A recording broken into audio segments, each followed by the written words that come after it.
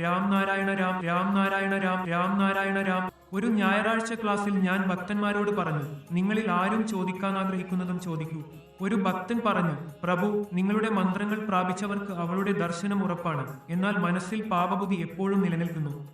ഈ എല്ലാ ദുർബലതകളിൽ നിന്നും മോചനം നേടാനായി നിങ്ങളുടെയും ദൈവത്തിന്റെ അനുഗ്രഹം എങ്ങനെ ലഭിക്കാമെന്ന് ഞാൻ മറുപടി നൽകി. മോചനത്തിന്റെ മന്ത്രം മോചനം നേടുന്നതിനാണ്.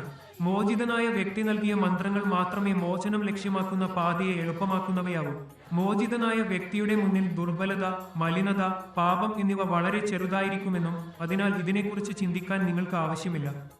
എങ്കിലും ഇത്തരത്തിലുള്ള ചിന്തകൾ മനസ്സിൽ വരികയാണെന്ന് സ്വാഭാവികമാണ്.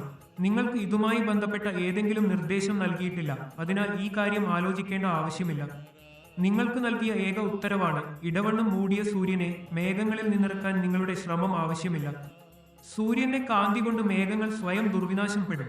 നിങ്ങളുടെ ഉള്ളിലുണ്ട് അജ്ഞാനരൂപിയായ മൂടലായ ഭാവനയും അത് നിങ്ങളുടെ അന്ത്യശക്തി തന്നെയാണ് സൃഷ്ടിച്ചത്.